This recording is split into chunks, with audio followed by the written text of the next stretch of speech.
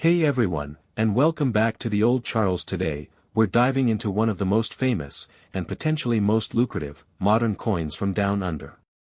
We're talking about the 1981 Australian 50-cent piece. Now, this 12-sided coin is a common sight in any Australian's pocket. It's our workhorse change. But what if I told you that one specific year, the 1981, is the absolute key to a coin collecting mystery? A mystery that could see a single coin, that looks almost identical to this one, be worth not 50 cents, but thousands of dollars. First things first, let's get our facts straight. The Australian 50-cent coin we know today was introduced in 1969 to decimalize the currency. It featured a beautiful design by Stuart Devlin, the Australian coat of arms, a kangaroo and an emu holding up a shield. It's a big coin, made of 75% copper and 25% nickel. But crucially, from 1969 to the end of 1980, it was also made of silver. That's right. These earlier coins were struck in 80% silver. They have a different, more brilliant color and a distinct ring to them. But in 1981, due to the rising cost of silver, the Royal Australian Mint made a huge change. They switched to the copper-nickel composition we have today, and this is where our story gets interesting.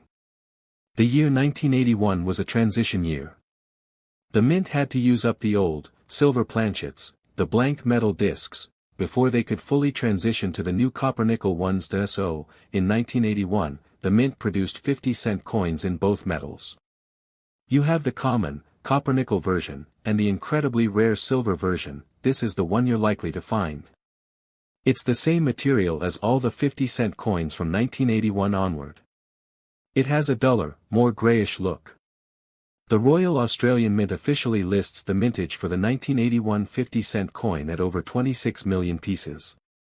But wait, that number is a trap. This is the one we're all hunting for. It was made from the leftover 80% silver planchets.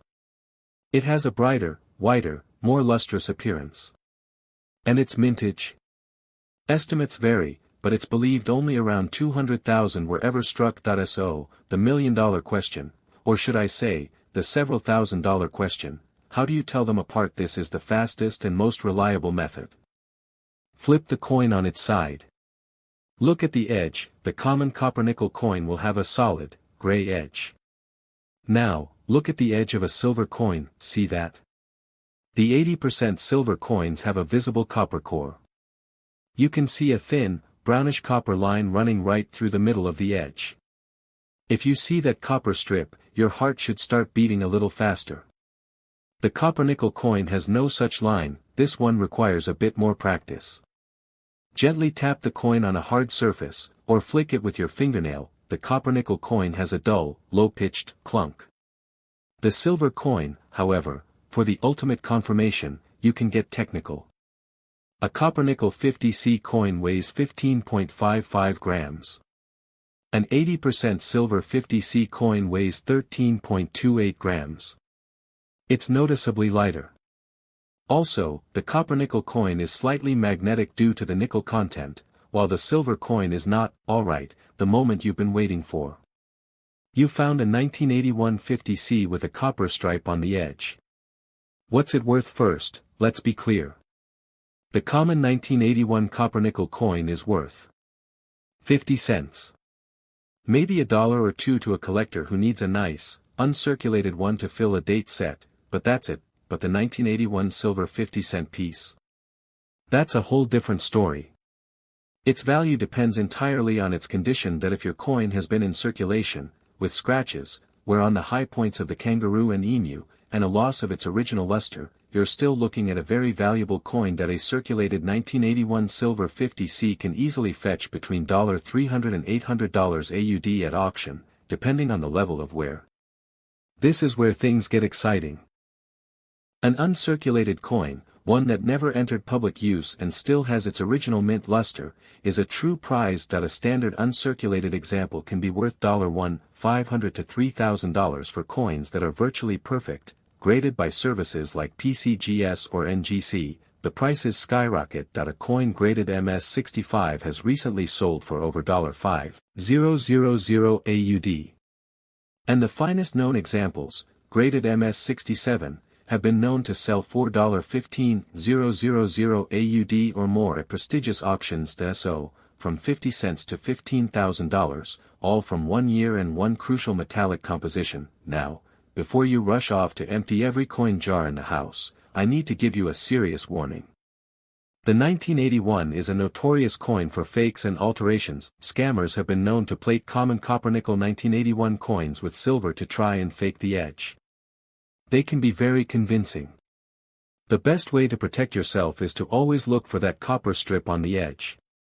Plating will often cover the edge poorly, or it will wear off, revealing the truth. If you think you found a genuine one, the best course of action is to have it verified by a reputable coin dealer or sent to a professional grading service. Don't let yourself be scammed, and equally, don't scam someone else by mistake. So, there you have it. The incredible story of the 1981 Australian 50-cent coin. A tale of a monetary transition that created a modern rarity hiding in plain sight. It's a reminder that treasure hunting isn't just about metal detecting on a beach. Sometimes, the greatest treasures are already in your home, waiting to be discovered in a dusty jar or an old piggy bank. So, what are you waiting for? Go check your change. And let me know in the comments below, have you ever found a 1981 50-cent coin? Did you check the edge? I'd love to hear your stories. If you enjoyed this deep dive, please smash that like button, and subscribe to the channel for more coin mysteries, history, and treasure tips every single week. Until next time, happy hunting. The story of the 1981 50-cent coin is inextricably linked to the broader history of Australian decimal currency and a significant compositional change. To understand why the 1981 is so special, we must start at the beginning. Before 1966, Australia used a pounds, shillings, and pence system. The decision to switch to a decimal system, dollars and cents, was a massive national undertaking. The new coins were designed by the renowned gold and silversmith Stuart Devlin. The initial set of decimal coins in 1966 did not include a 50-cent piece. It wasn't until 1969 that the Royal Australian Mint, RAM, introduced a coin to fill this denomination. They wanted a coin that was distinctive, substantial, and symbolic. The chosen design was the Australian coat of arms, featuring a kangaroo and an emu supporting a shield. This was a perfect national symbol. To make it stand out, the coin was minted in a unique 12-sided shape, dodecagonal. Crucially, this new coin was struck in 80% silver and 20% copper. This gave it a beautiful, bright white luster, a substantial weight, and a characteristic high-pitched ring. When struck for its first 2 years, 1969 and 1970, the 50-cent coin was a prestigious, high-quality silver coin. The era of the silver 50-cent coin was short-lived. In the early 1970s, the price of silver began to skyrocket globally. A point was quickly reached where the intrinsic metal value of the silver in the coin was threatening to exceed its 50-cent face value. This is a classic economic problem known as Gresham's Law, which loosely states that bad money drives out good. People would begin to hoard the silver coins for their metal value, melting them down for profit, and only spend the newer, less valuable coins. To prevent this, the Royal Australian Mint made a decisive change. In 1970, they removed silver from the 50-cent coin, ***. From 1970 onward, the coin was made from a copper-nickel alloy, 75% copper, 25% nickel, the same material used for many other world coins. This new version was magnetic, had a duller gray appearance, and a less resonant clunk when struck. The 1966 50-cent pattern coins, which are incredibly rare, and the 1969 and 1970 issues are the only Australian circulating 50-cent coins ever minted in silver. This brings us to the heart of the mystery. Why is the 1981 coin so special? The standard 50-cent coins from 1971 to 1980 and all those after 1981 are the common copper-nickel type.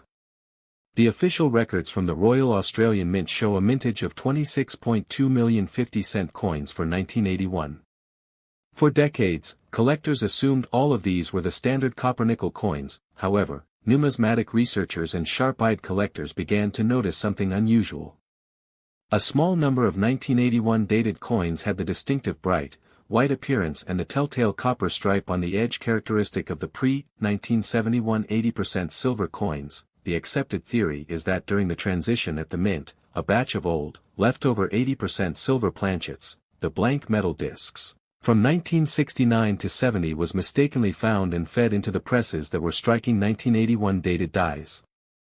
In numismatics, a coin struck on a planchet not intended for its year is often called a camule. This was not an official issuance but a minting error, a spectacular and valuable one. It is believed that approximately 200,000 of these 1981 silver 50-cent coins were struck before the error was discovered and corrected.